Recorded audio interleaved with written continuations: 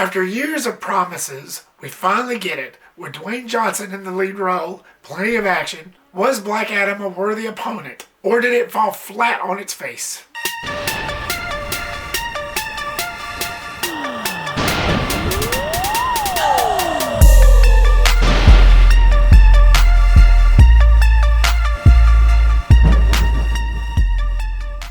What's up, everybody, and welcome to my review of Black Adam, something that I've actually been waiting for a while. Thank you so much, guys, for clicking here. I really do appreciate it. So, after 5,000 years of imprisonment, Black Adam is finally free from his earthly tomb to unleash his own unique brand of justice while a group of mercenaries locate something called the Crown of Sabbac, an ancient crown with the power to unleash hell on Earth.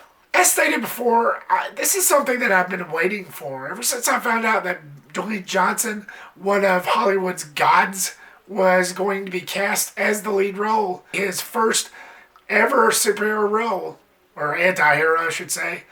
I was sold from that moment on. This is his first superhero slash anti-hero role. This is the first time we actually see him in a comic book movie, which that was a treat within itself. For me, anyway. But was this just what I needed to satisfy my action high? Or was this just another strikeout? See what I did there?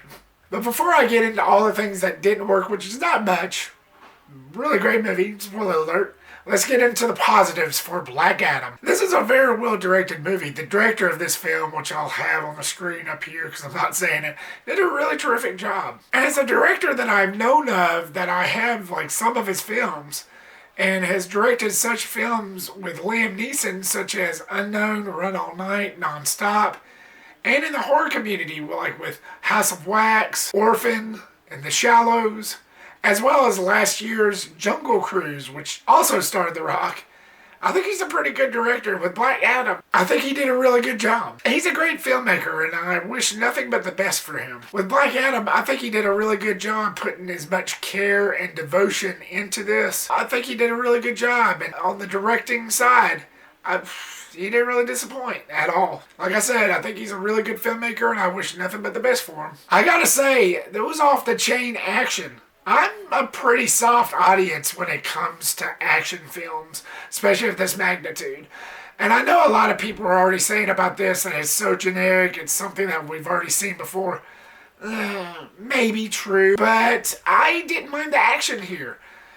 Give me car explosions, give me crashes, give me dudes in the air throwing other dudes around like ragdolls. I can watch that all day. I don't care. I can watch that all day and not get tired. So the action in the film was great.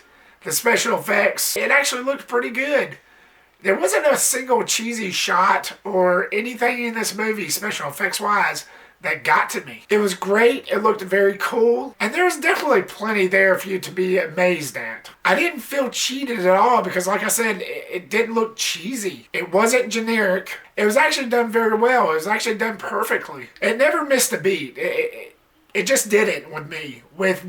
Which made the look and feel of this film look pretty good. It was actually pretty beautifully done. Cinematographer Lawrence Sher did a really good job. I like the way he lit everything up. I liked the textures, the colors, just the way the whole film looked. It was pretty cool to look at. It was pretty good. Like I said, it was a beautifully made movie, especially with the action sequences and the special effects. Just the way this guy lit up everything was actually done really well. Again, you got no problems for me, buddy. The lighting, the textures, it's very simplistic. Again, it was just very beautiful on its own merits. Dwayne Johnson, I gotta mention him. Didn't disappoint. Now, I know I have seen a lot of YouTubers and people that kind of criticize, well, this is the same part he always plays, only a much more serious version of it. I think that works for him, though. We got an actor in Dwayne Johnson that has been working in Hollywood itself since the early 2000s. Since The Mummy Returns, which was his first movie role ever. It's just one of those that he's developed, but I think it works for him. And the way he played Black Adam, I didn't care. I mean, I still liked it. I mean, I know it's subjective and not everybody's going to be pleased, but this guy here was pleased. I like the way he played this character.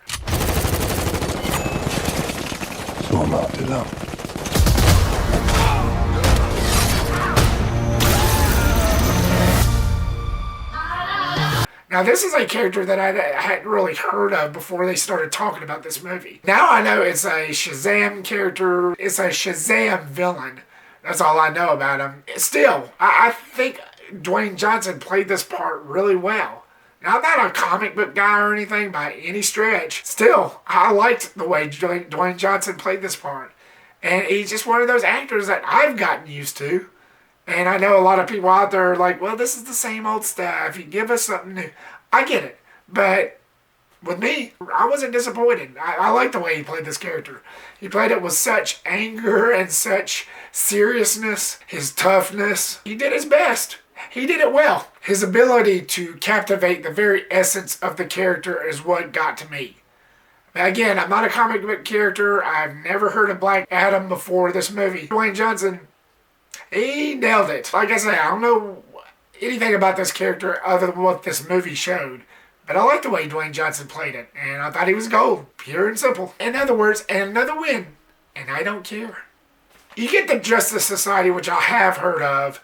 I have heard of those comic book characters because they played some part in the TV Arrowverse. I think it's actually a part of the Stargirl show, which I do have the first season of that. But I have heard of them. It was pretty cool looking at them on the big screen.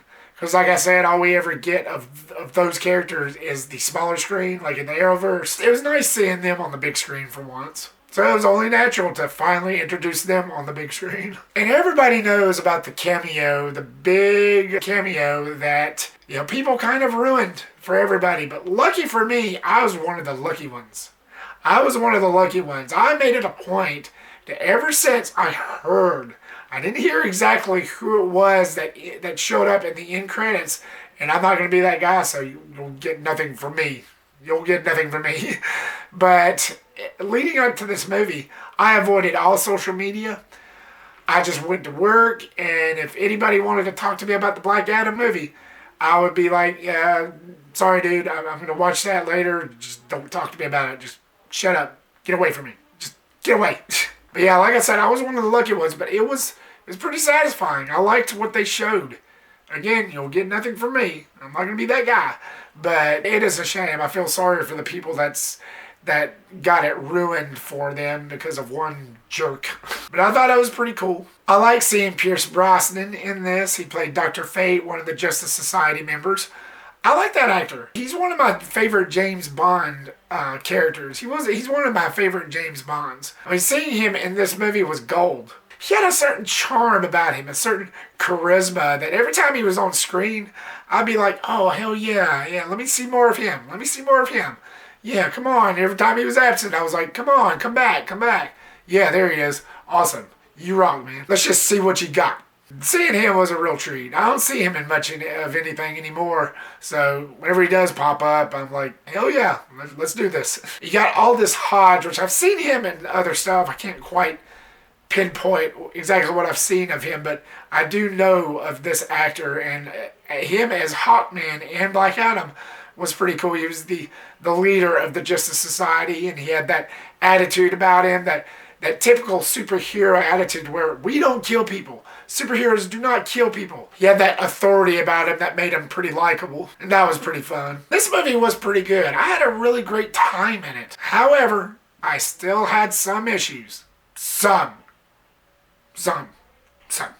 So as we delve into my mixed, it was a great movie, it was a great action, I'm not rebuking any of that, but I do feel like this is something that's kind of been drugged in the ground a little bit too much. It felt like something that I've seen so many times, like the past decade or so. I can still dig the action, but it was almost getting to the point to where I could predict some things that was going to happen, and whenever it did happen, I was like, oh, okay. Yeah, awesome. That's how I was. Because of that, I kind of felt, okay. But great action though. Almost to the point where I was like, oh, I already knew that would happen. But that's hardly a reason for me to hate it. Unlike other people that said that they didn't really enjoy it that much because of that alone. Again, like I said at the beginning of this review, I'm not a hard audience at all. Throw me as much action like this movie had any day. But again, I do admit that this is something that's kind of been dragged onto the ground a little bit too much. And as we dive into my negatives, I didn't feel like that there was much to the story here. You get Black Adam, who gets freed after 5,000 years, who dispenses his own little unique brand of justice, on top of these mercenaries looking for this ancient crown that has this evil power to where in the wrong hands, well, according to the movie, nothing good can come of that, so it's like pure evil, it'll even change a person, to where, like, these mercenaries, they just want it so they can take over the world, or one person at least. That's about it. That's about all you get. There wasn't really that much narratively here. It wasn't really that grand that you would see in like some of the other DCU or in the Marvel movies for that matter. It was kind of grounded. So yeah, narratively there wasn't really that much there. You just get those two plots of Black Adam being woke and then these mercenaries looking for this ancient evil crown. That's about it. Like I said, there's nothing really narratively there other than those two plot lines. I didn't feel much for the human characters. I felt like they were kind of lackluster. They were kind of just there to be there. It didn't really show me any reason, or it didn't really give me any reason to actually care for them. I never felt compelled to. And you get a villain that's pretty weak. Other than the third act, and even then, it didn't really give me that much reason to really hate him or to really love him. I just felt like that they could have kind of improved on that part of the story at least. The villain himself did feel real generic, and it just didn't really give me that much of a reason to like root for anybody to like defeat him. It's like, I want this guy dead. He's so horrible. He's an awful human being. I want him dead and this and that. I didn't really feel that because he didn't really give me that much to feel. All he was wanting to do is get a hold of this crown and do world domination. Oh, really? Like, I hadn't seen that before. Like I said, I would have been more impressed if the film acted like it gave 2 cents about what this character was actually doing, because it didn't really. But oh well, it is what it is. Bottom line, guys, despite all that, I think the film is great. Setting aside its problems, it's a happy accident. So, Black Adam, have you seen it yet? What did you think of it? Were you a fan of seeing Dwayne Johnson don a superhero or anti-hero role for the first time? Was this your favorite in the DCEU, or was this another crash and burn? Leave me a comment down below and give me your thoughts. Thank you so much, guys, for watching this video. I really do appreciate it. Like, subscribe, comment, and share the big 4 as usual. And make sure to click that bell icon so you don't miss a thing. You know, it can be all up in your face. And I will see you on the next one. Peace.